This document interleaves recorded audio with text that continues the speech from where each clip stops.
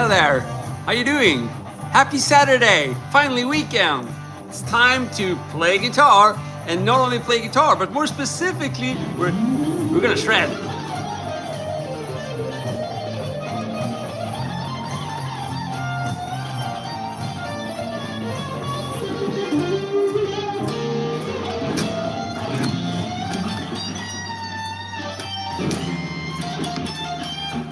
And of course, we can speak about anything you want to, guitar related, practice related, playing related, life related, and even death related.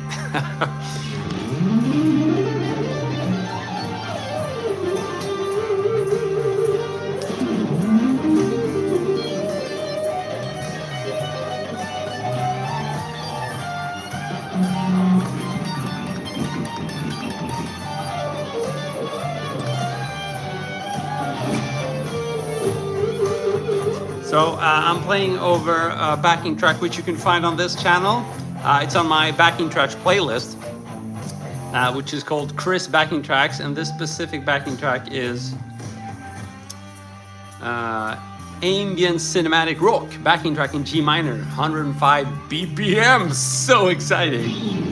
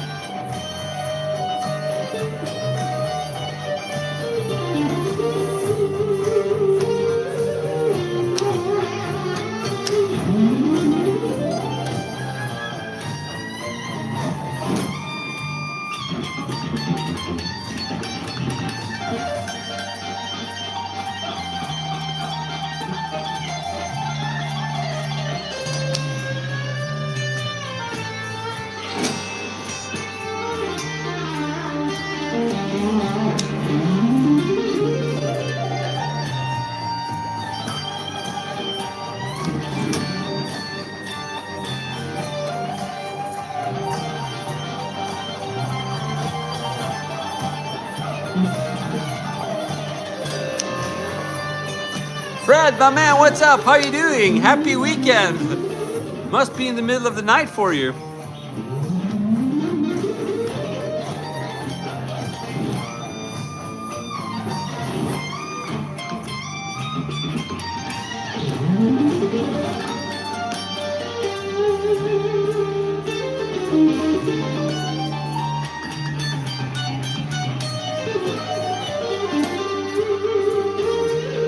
Ooh, 5:37 a.m.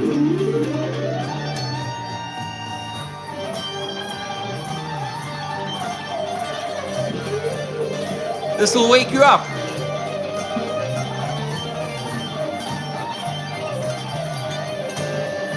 Some might argue that's gonna make them fall asleep, but we're all different. I don't know Beethoven's Moonlight Sonata, sorry. Sounds like something Yngwie would play though.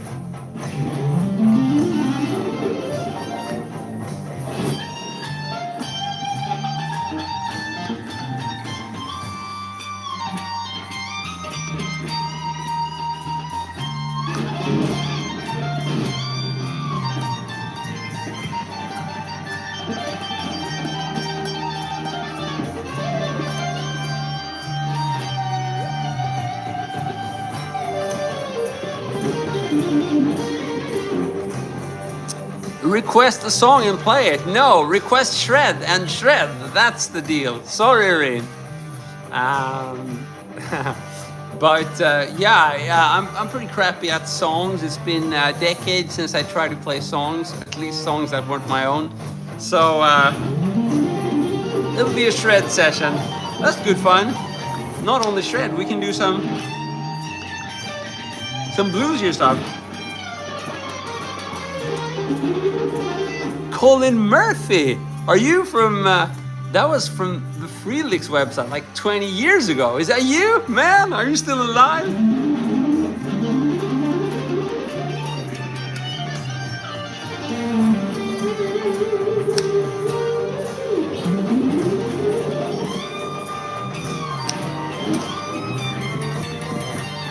Man, good to see you. How you been? 20 years. Are you still playing?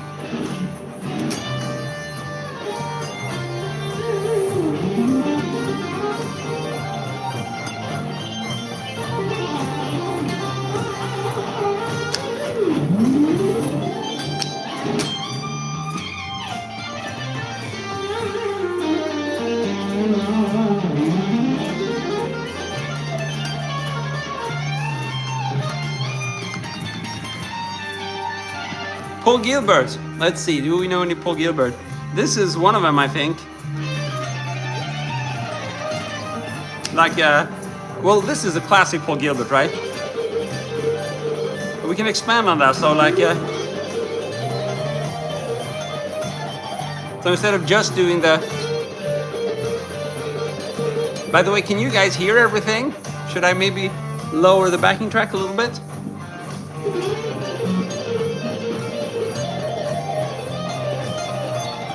Man, so for those of you who don't know, I started out on the internet before there was YouTube. So can you believe it? I think YouTube launched officially around like 2006 or late 2005. And I started in at least early 2005, probably before that. So I had this website called freelicks.net. And no, I know what you're thinking. It wasn't porn, though freelicks.com might be something different. Who knows? But well, anyhow, and I think that Colin Murphy here was actually active on that site, and we had a forum which got hacked, and I took it down because it just I didn't have the technical skills to kind of keep the site safe. But then I moved on to my bigger project, which is the GMC website. And Colin, I'm not sure. Were you ever active at GMC, or was it only Freelicks? Anyhow, so this is pretty cool. This is 20 years ago. So yeah, in internet time, that's got to be like, well, at least 10 decades or something.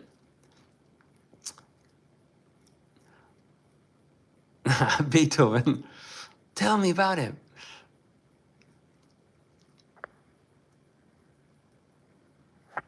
So yeah, that's pretty cool, actually, when you think about it. So let's see what more we have here. I'm gonna choose another backing track here. This one is called, also from my, on this channel, backing tracks, Dark Groove Metal backing track in D harmonic minor. That's gonna be cool. Freelicks, that's pretty cool. So I'm happy you followed me on YouTube as well. Otherwise we wouldn't have connected here. Cool question. How can I improve alternate picking?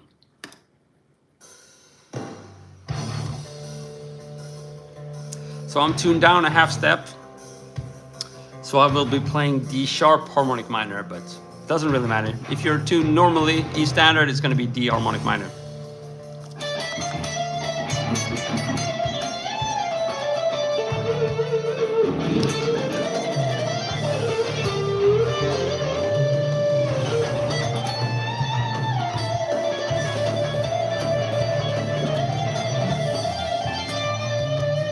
So can you hear everything? Can you hear the guitar and my speaking and the backing track?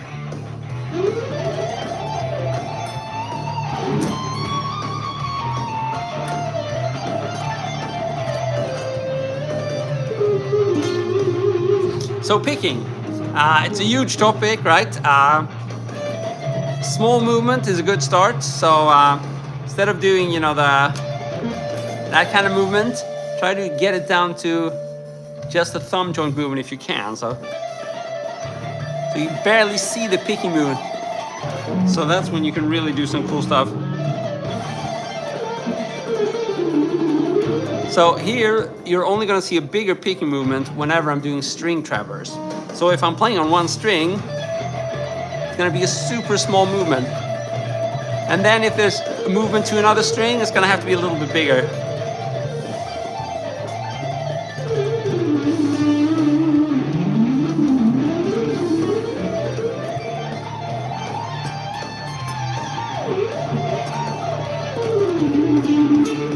So that's a good start, small movements. But I also think you got to realize that picking is just not one. it's not just one technique. When you're seeing someone who's very proficient at, going all around the fretboard, it's usually a mix of different styles of picking, and usually also a healthy dose of legato. And in fact, a lot of times when people think I'm picking, I might be doing actually more legato. So maybe I pick 2 notes and then there's 3 legato notes. So, but you can't really hear that because there's a lot of distortion which compresses the notes. So the difference between a pick note and the legato note is not that big. And if you practice hammer-ons from nowhere, so like a powerful legato technique, and you pick softly, then the difference is going to get even smaller. So it might not be the answer you're looking for, but a lot of times the trick to fixing your alternate picking is actually to get better at legato. That would be my #1 tip. So if I'm not in a good, if it's not a good picking day for me, I'll do a lot of like that, right? And then I'll add a little bit of picking in there, but it's not essential. Here's just 1 pick strike per string, and it still sounds okay, I guess. Ouch. Yngve, well, yeah, I've been inspired by his technique, but I'd never learned any of his material, other than, a few patterns here and there from his instructional videos. And this one I know. So that's like dreaming vision of you. Sorry. Turn up volume on the guitar. Okay, thanks for the hint there.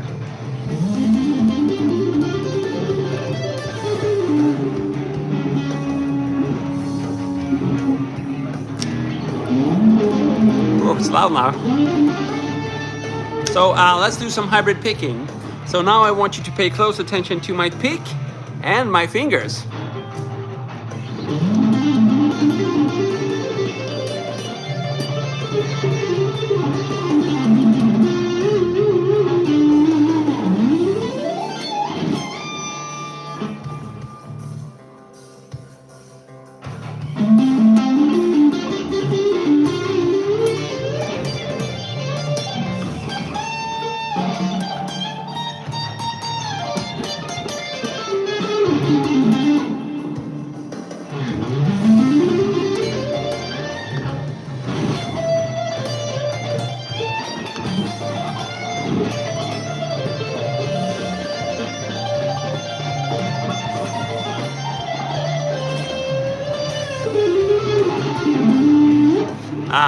So I use hybrid picking a lot. It's just very convenient to be able to pick and then have your have your other fingers pre-positioned on the next string.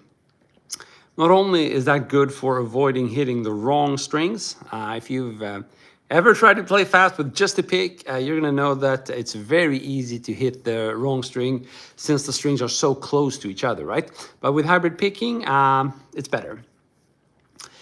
Thank you, Daniel. So hybrid picking is very cool, and I think the reason why a lot of people fail with hybrid picking is because they have this pretty big wrist picking movement, and that doesn't work with hybrid picking. If you pick like that, and you have, sorry for giving you the finger there, but let's say you're supposed to be using the finger on a string, but every time you pick, you can't throw that finger 10 centimeters away. There's no chance you're going to be able to pick like that. So what you have to do is be able to pick the string with a very small thumb joint movement so that the other fingers stay in place. That's really the key, because then you can pre-position your fingers on the next string, and it won't be that when you pick the string, you throw your fingers away, right? You can pick as much as you want to, but these fingers stay in place. So if you look at my right hand, I'm not doing this. I'm doing very small movement, and that allows me to, I can pick as much as I want to, and I'm still ready to pluck the next string. So I can really make use of it.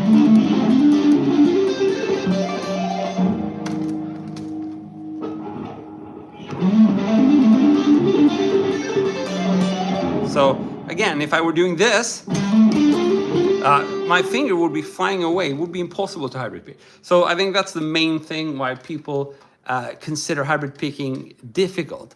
I don't really see that as a difficult technique compared to like strict alternate picking.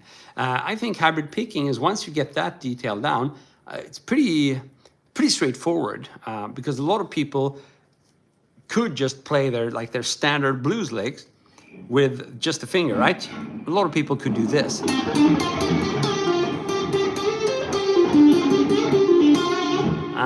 As opposed to doing, you can do it with a finger, right? So if you can do that with your finger, then all you really need to do is make sure you have a small picking motion. Then you're going to be able to combine pick and finger. Vipin, hi doll, hey there.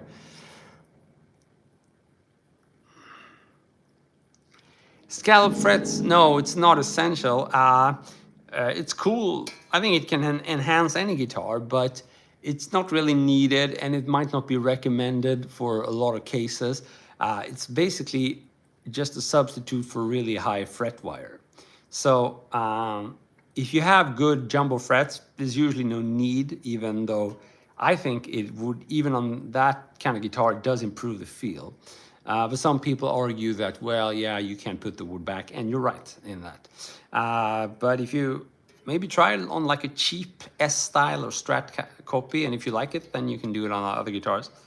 But it's not essential. It is a problem, though, if you have very low fret wire, like vintage fret wire. I've done it on several guitars that are kind of vintage specs. So they're vintage guitars, and I like them for that. But I want the increased playability. And since I'm not skilled enough to change the frets, I'll just scallop the guitar, because I know how to do that.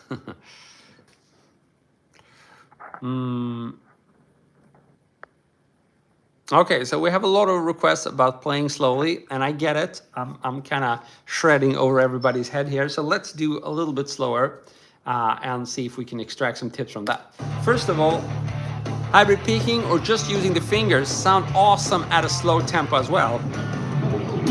So I'll just put the pick down, and you can see how cool the fingers are.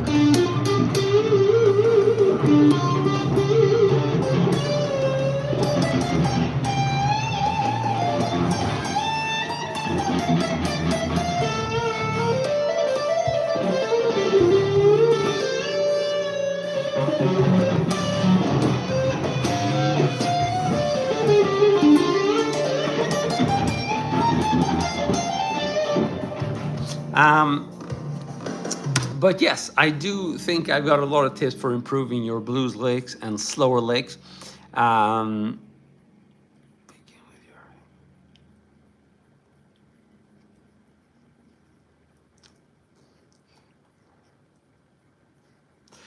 So first of all, one thing I love doing, which I think works really well in pretty much any scale and instantly makes it sound less like a scale and more like the start of something musical. And that is to basically play staccato, but not like fast staccato as in fast alternate picking, rather like accented notes. So you're going to pick the note and then you're going to immediately kill the note. So like this.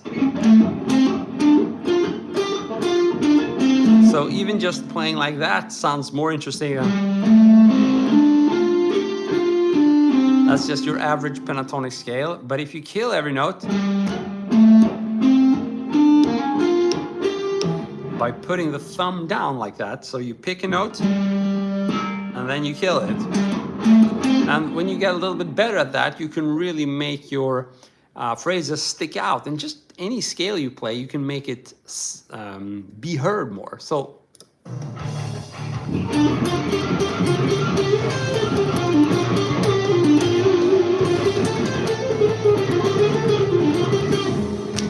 as opposed to just a one continuous flow of notes, whereas if you can hear more what's going on, and I think that's a somewhat underused little trick when playing your blues licks, so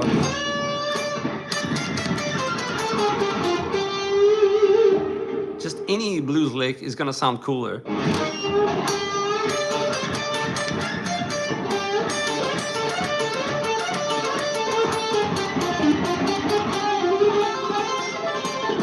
Oops, I did it again. There's a question. When picking with your fingertips, do you move the strings up and down with your arm or your wrist? When picking with your fingertips, do you move the strings up and down? So if I'm picking with my fingertips, so basically this, I pluck the string with the flesh part of my fingertip. I'm not sure what you mean by move the strings up and down. Is it like a vibrato? If you're thinking about that, then I'm moving the strings, I guess you could say up and down, yes. Like that. But if we're speaking about how the plucking movement here is done with the flesh, and you can just, you know, try to get a clean note and then apply that to your pentatonic scale or your blues lick.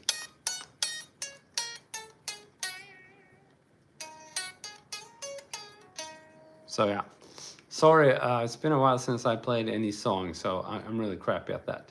Let's try this one. Ooh, F sharp minor.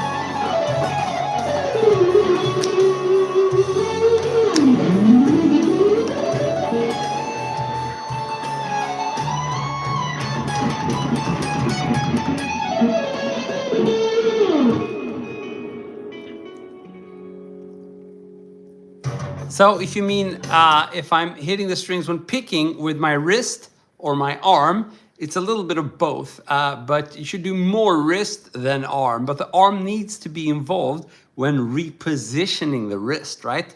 Because if you play on the lowest string and then want to play on the top string, your arm is going to have to be involved. Likewise, it's going to have to make a little bit of a movement in between.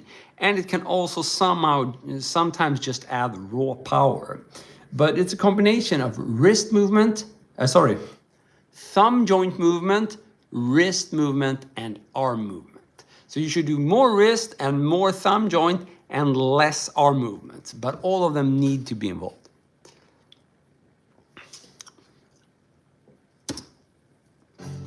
So F sharp minor.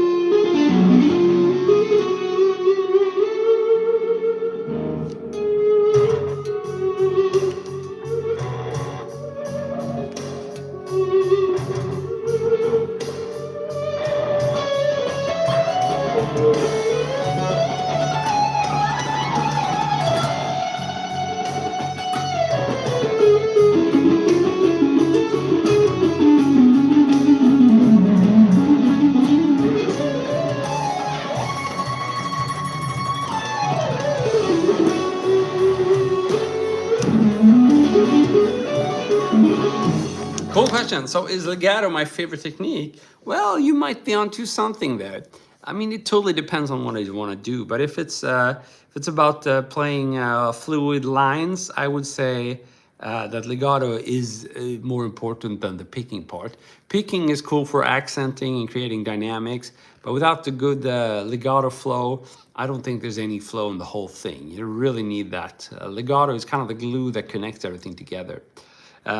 But that's for the shreddy stuff, which I'm doing right now. But, you know, a lot of times you just want to, you know, emphasize melodies and stuff like that. And I think in those cases, legato play less of an important role, even though it's cool to throw in like, you know, a little bit of legato in between. So if I'm doing bends like this, like, so in between, there's still a little bit of legato to add that glue, you know. Pull off, hammer on for nowhere. Pull off, hammer on for nowhere. So even in those cases, I think legato is important, but obviously here, the bending and the vibrato is going to be more important. And maybe even the picking, because that's how you know, I might add like a rake. You know, so the picking part is going to help me add dynamics as well. So it depends a little bit on what you want to do, but if you speak about the faster passages, then yes, legato I would say is most important. Do I mostly do solo, no riffs? Sometimes I do riffs. Today it's solo. Well, I do the riffing here. This is my backing track. I don't remember this riff. You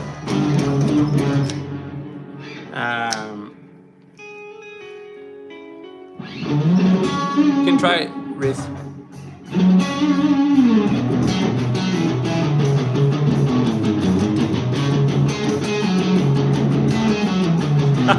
Sounds more like a solo though. Yeah, it depends on my mood. You know, I like improvising, so sometimes I'll do it in the lower regions and it's gonna be more riff sounding, but anytime you get past the, you know, this region, you know, it starts sounding like a lead, you know? Even if I'm here,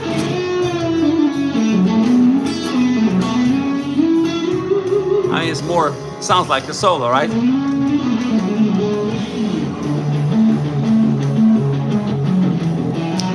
You have to get down here and start improvising, and it's gonna start to sound more like a riff.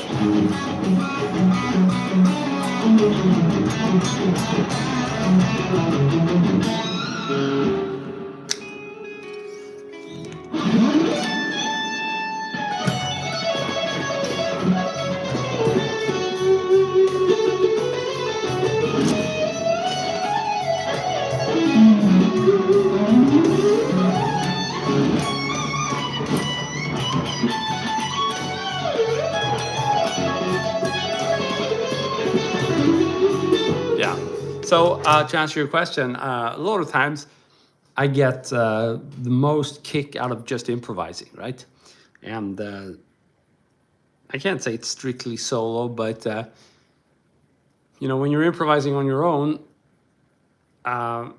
you want as much freedom as possible.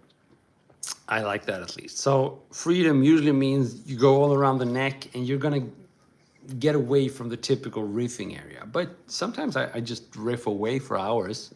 That's possible as well.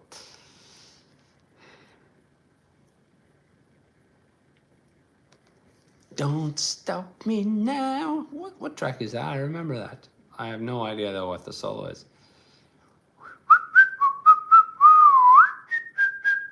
Groove metal, that sounds like fun.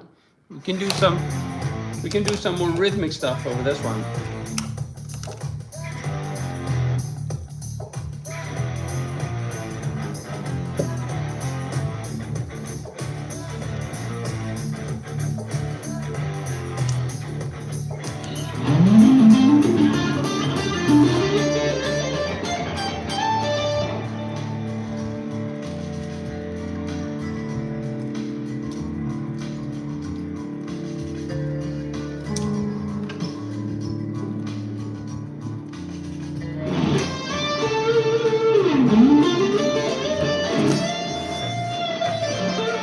Okay, so that's a cool question. When do you solo? Do you use pentatonic mostly or major or minor?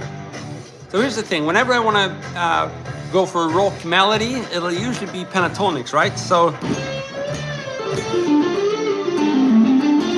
that kind of thing, very pentatonic sounding. A lot of times when I want more tension in the melody, or if I want a faster run, I will go for a 7-note scale. In this case, it's going to be a minor or Iolian rather than major or Ionian. But if it would be a major backing track, it would be the major scale, right? So I rather think in terms of, do I play like arpeggios, so 3 or 4 notes, or do I play a 5-note scale like the pentatonic scale, or do I play a 7-note scale like any of the modes of the major scale or the minor scale? And sometimes it's like a harmonic minor, stuff like that, which is what we did in the previous backing track. But I can do like some, here's your 7-note scale. It helps for that kind of thing. And then we can go into pentatonics for,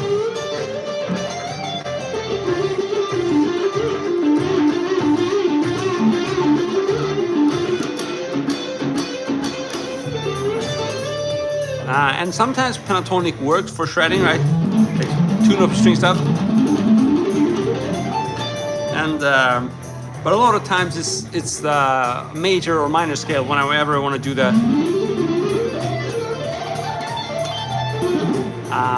And sometimes I'll improvise with arpeggios like this, right?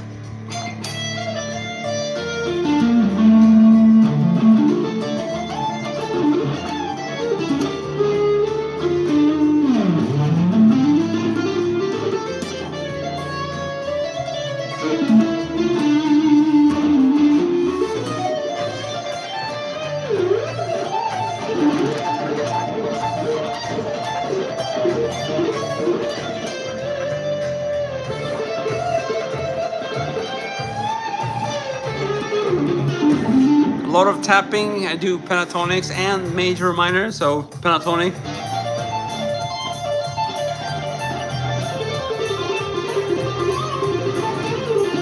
Sounds a little bit too perfect, so it's cool to weave in some tension notes or just some major or minor stuff. So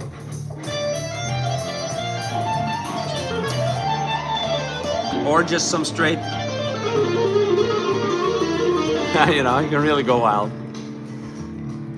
The melodic minor scale, yeah, sure. You can throw in some melodic minor even here, you know.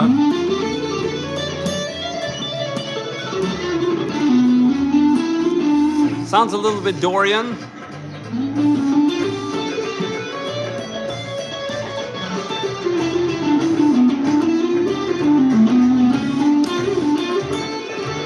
Not everybody likes that. It's very jazzy sounding.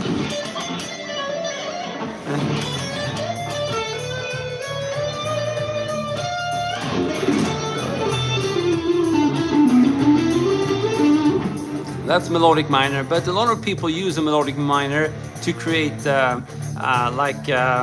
altered sounds, so basically outside sounds. I don't use a melodic minor a whole lot for that. I prefer to sidestepping with arpeggios. So I'll choose an arpeggio that is totally outside.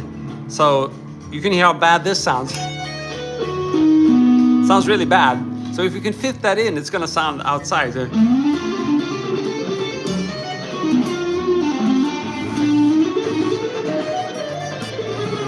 I prefer that than, you know, the melodic minor approach to altered sounds. You know, it's all how you approach it. The traditional jazz way of doing it is melodic minor. It's like, that's like the first thing they teach you in, you know, MI or Musicians Institute or something. If you want to play altered sounds, use a melodic minor scale and move it up a half step from the tonic and you're good to go. Something like that. Yeah, exactly. Outside, like out of the key. So a lot of times jazz gets its specific sound from the very conscious use of playing the wrong notes, but like on the upbeats and landing on the right note and just by coloring the lines. And I've never been a jazz guy, but what happens is when you've been playing for like 30 years and you've done all the classic you know, rock scales. There aren't that many to choose from, but you know, pentatonics, the modes, and maybe some harmonic minor and maybe a bit of melodic minor. What happens is you get kind of tired of those sounds, always the same. So you might be jamming, and all of a sudden you play like the wrong notes. It's like, whoa, that was actually different. And then you realize what jazz is about. So that's what I like to do. Again, I totally just choose stuff that's in the wrong key. I can do some more, and I'm gonna fail because I'm not very good at it, but sometimes when I get it right, it does give that kind of colorful blend.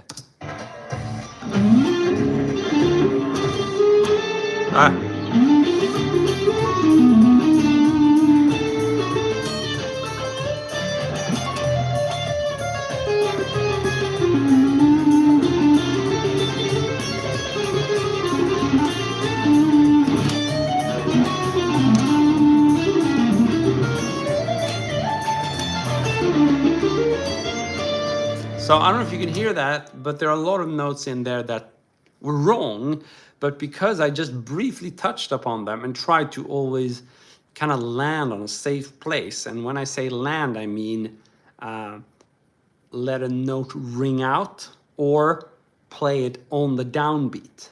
In rock music and pop music, it's usually about the downbeat, right? So if you can do whatever you're doing and land right, it's going to be okay a lot of times.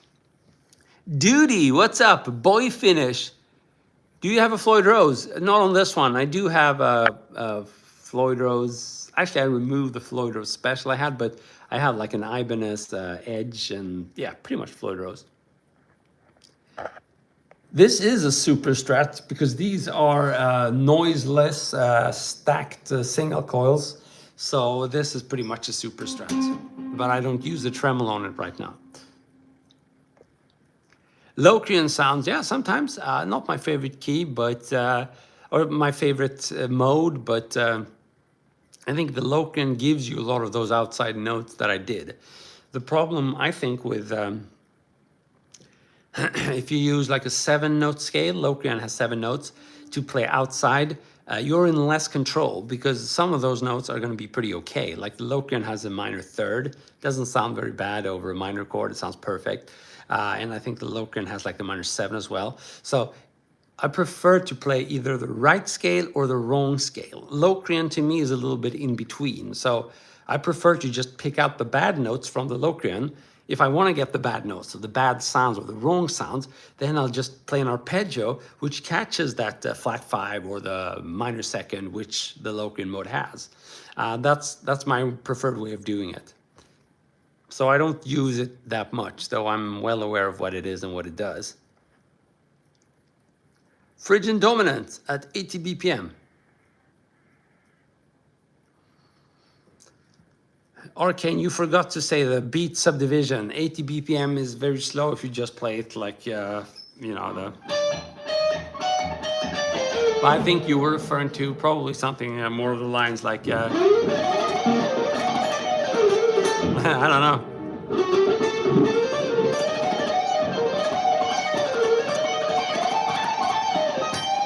So.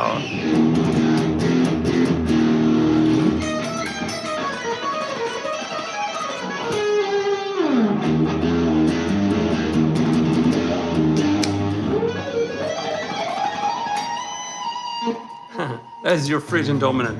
So Phrygian dominant is just one of the modes from the harmonic minor scale, which means, well, we can derive that scale from the harmonic minor scale.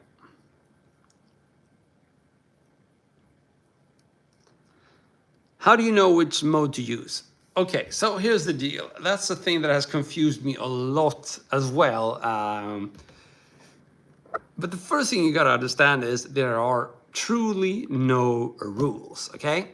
I can make any of the 12 notes available to us fit over any backing track.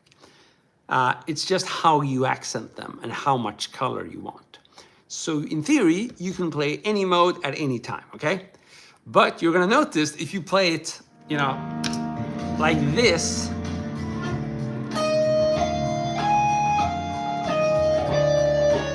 it's gonna sound bad. So you can't just play it up and down, but you can definitely play it and emphasize some notes and some not.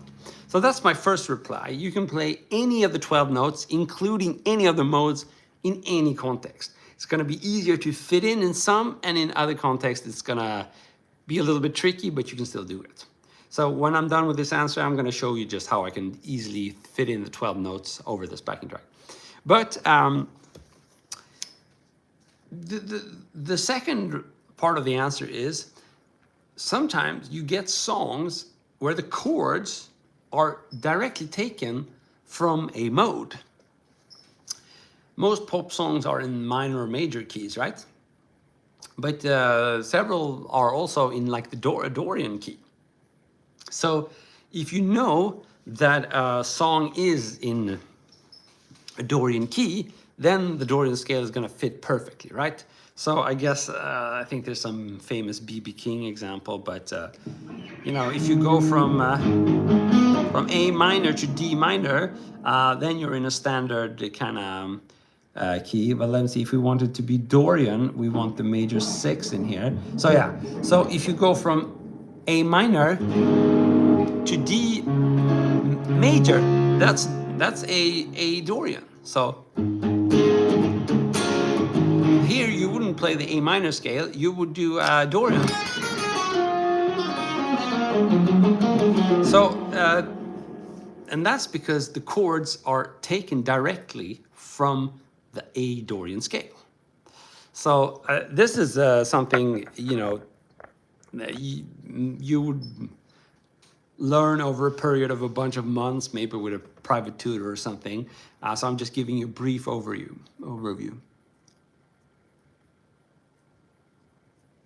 Mixolydian with a flat 9 and sharp 13. So sharp 13, I always have to count. Sharp 13, that's a minor 6. Yeah. So you would get, here's your Mixolydian, or here's your Mixolydian. And there you have your minor 2nd. And then here's your minor 6.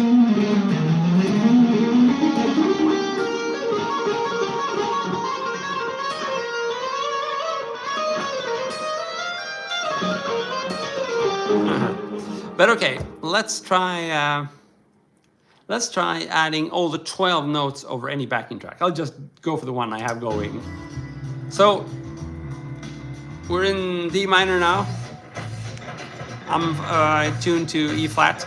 So pentatonic scale. Minor scale works perfectly.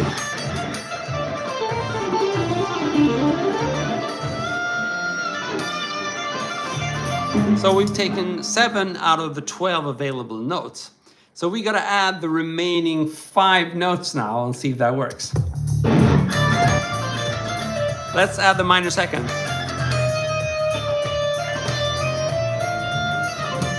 Pretty cool. So let's add the major 7.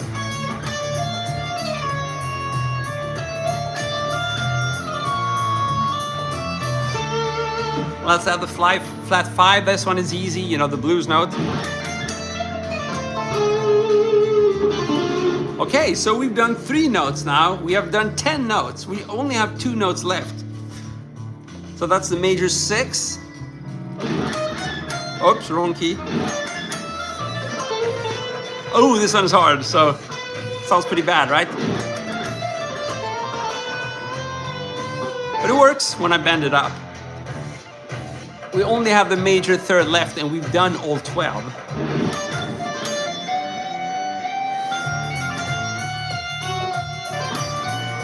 It sounds kind of bad when I emphasize it too much, but it's possible, right?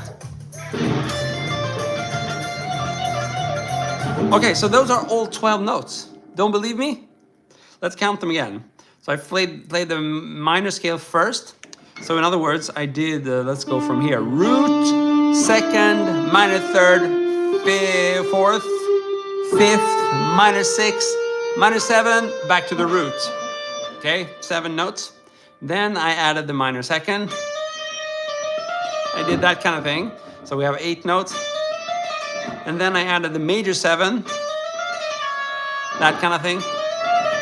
It's very chromatic, but yeah, I guess they're still there. And then I don't remember. Yeah, flat 5. It's a famous blues note.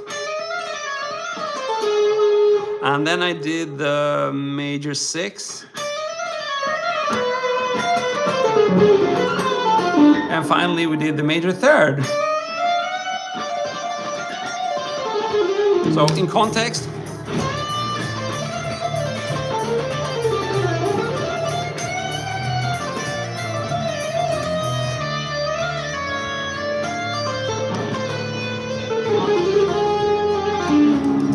yeah, I know it's a bit crazy, but just to show you that you can really fit in any note anywhere. So if I can play all 12 notes available to us, and by the way, if you don't believe me that we only have 12 notes, you just have to count, right, the frets. So 1, 2, 3, and 12, and then it starts again. And those 12 notes are all over the guitar. So yeah. But just goes to show that you can fit in any mode, any arpeggio, anything, anywhere. You know, it's how you play it that matters. And as a matter of fact, the more comfortable you get playing, the more you're going to start searching for those bad and outside notes, just to kind of break the habit. Or not everyone does that, but it's a natural way to progress, to kind of you know, challenge yourself. And it's like, I know how to make the pentatonic scale sound good. I know the modes, I know the minor, the major scale. Let's do something else, right? We only have 12 notes, so let's try some other combinations. So yeah, let's take a bad note and throw it in there and see how it sounds. And that's what I did with all 12 notes, and it somewhat worked, you know? And of course, I did it in a very pushy and extreme way here. You know, you could do with a whole lot more taste. You could spread it out over a solo and a song. You know, I can try it some more and not play them all the bad notes in a row, you know, like this. You know, that's a bit extreme, but just to show you. Okay, so pentatonic. Flat 5. You know, that's the major 6, which is the Dorian note. If we play the major 6 and the major 7, we have pretty much the essence of the melodic minor sound. That works, right? That's very outside sounding.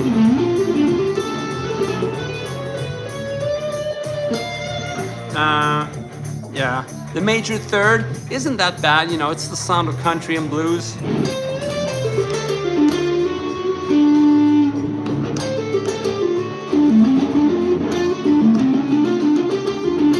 So I've pretty much done them all now, except for the minor 2nd.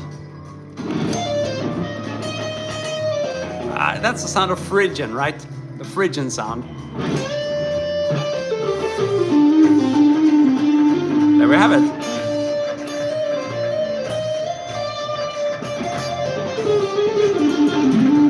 Okay, so yeah, you can definitely do it slower. And again, I'm starting with the minor scale because this is a minor backing track in D minor, and I'm adding those extra 5 notes. And by doing so, I've effectively played all 12 notes there are in Western music. So if anybody is wondering, when should I play the Dorian scale? When should I play melodic minor? Play them anytime, you know? That's the simple answer, but which is hard to implement because you have to get familiar with those bad notes and learn how you can, you know, carefully move in and out of them. So again, if you just do what I say verbally and just, oh, I can play any notes. Sounds like crap. Didn't sound like crap when Chris did it. And that's because I'm lightly touching upon them, and then I go back to a comfortable note, a good sounding note, either by bending up to it, or maybe by sliding down from it, or maybe just by adding a fast kind of trill, right? Something, just not. You should never kind of emphasize a note that when you don't really know what the note is. Is it in the key? Is it in the scale? It's always dangerous. So it doesn't matter if you want to be this experimental or if you just want to play anything, just in your standard minor scale or something. Even then, it's a good idea to know that, okay, I'm hitting this note. It's probably going to sound good because it's a chord note or something. Secret of guitar shred.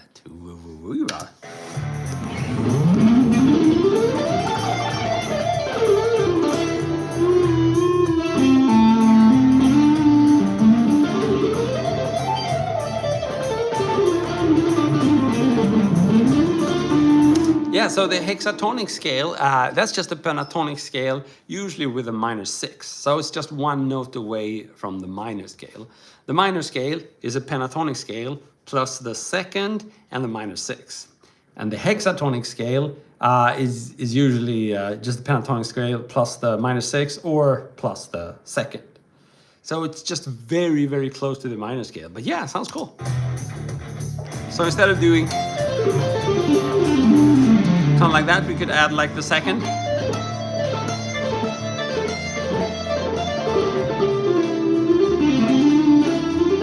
Or if we do the hexatonic, which has the minor 6 instead of the second.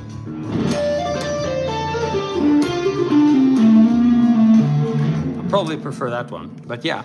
So you have to consider that all those scale names, they're just fancy names for a different combination of notes that you've probably already played. So it's not that, but it's good because it allows us to clearly communicate what we're doing. But I think a lot of people get intimidated by, scale names and stuff like that. But the truth is, if you know the pentatonic scale, you can quite easily add a note here and there and get very exotic scale names and sounds. You don't have to know a lot of theory, If you just know the pentatonic box, that's a very easy way to get started with lots of different sounds. And you could even just move that pentatonic scale up a half step to get super exotic sounds. It's not my favorite way of playing outside, but it's doable.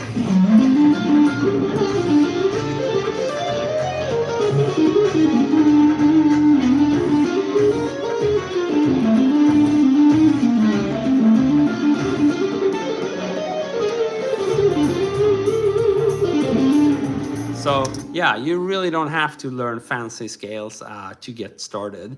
But I think a problem is that usually people are, they think they got to learn a lot of scales, but that is rarely the solution, I think for a good 90% of the people watching this, the solution to your guitar-related problems is just going to be to learn a new song, learn a new riff, learn a new solo that is challenging. And in some rare cases where you already have quite a bit of experience, then learning a new scale can maybe be a game changer. But most of the time, it's not. The game changer is going to be just sit down with your guitar, learn something new that you really love listening to. That's all there is to it, If you do that, you can never go wrong, especially not if your end goal is to actually play with the record or the performance or the Instagram video, whatever. If you're going to play with someone else, that's perfect because you get the timing, you get the nuances, you get the dynamics, and you get the challenge of learning something new.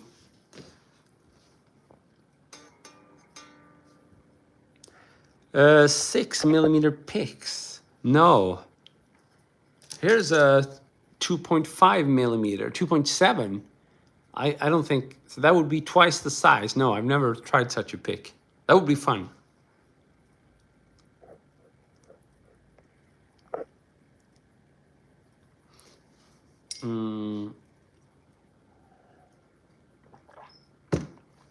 So let's see.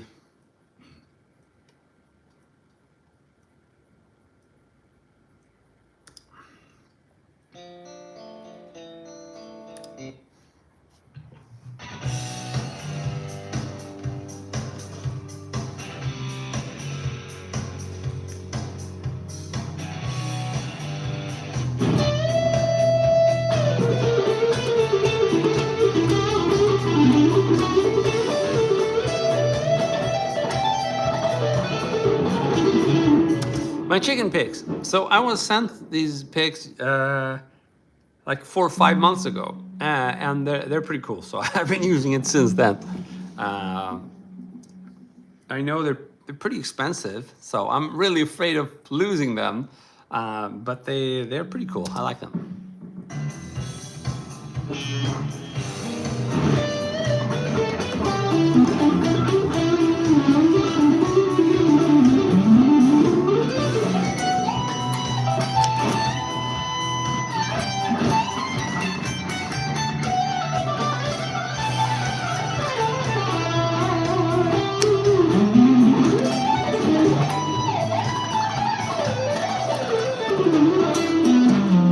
Ouch, bad ending note. That's a lesson for you. Never end on a bad note. Just keep on playing it till you find a good one. So my favorite guitarist, cool. Well, these days, I'm mostly fascinated by songwriters, I guess. I kind of like Tool right now. I think it's Alex Jones from Tool. But you know, started working on lead guitar, it was Slash, Yngwie. A bit later came, you know, I found out about Eric Johnson, Steve Morse, Vi, Satch, and all these shrapnel artists. Greg Howe, big favorite of mine. Tony McAlpine, Alan Holsworth, and the Blues Saraceno, definitely a favorite. Lots of good people there. I never learned any of their solos, or when I did, it was like maybe one full solo at most. The only exception I think would be Marty Friedman, where I learned several solos. But the other ones just picked bits and pieces here and there, partly because I couldn't play a lot of their stuff, but also because, I don't know, I was lazy. I just preferred jamming and playing, and if something was really good, then I would kind of be bothered to sit down and try to figure it out. But most of the time, it's like I was inspired by the whole package, you know, the technique and the sound and the context of a specific guitarist. And I'd try to kind of borrow from that rather than steal specific licks.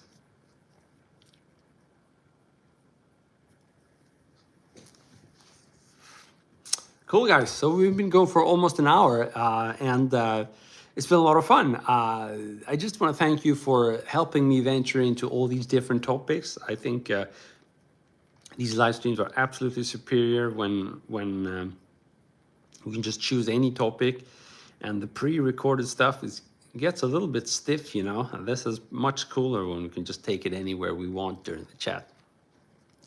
And of course, that wouldn't be possible without your awesome feedback. So thanks a lot for that.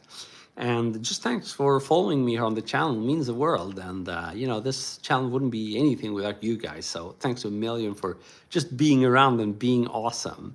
Yeah, I hope to catch you soon again, either here on my YouTube channel or on any of my other social media channels. Thank you so much for being around. See ya. Cheers.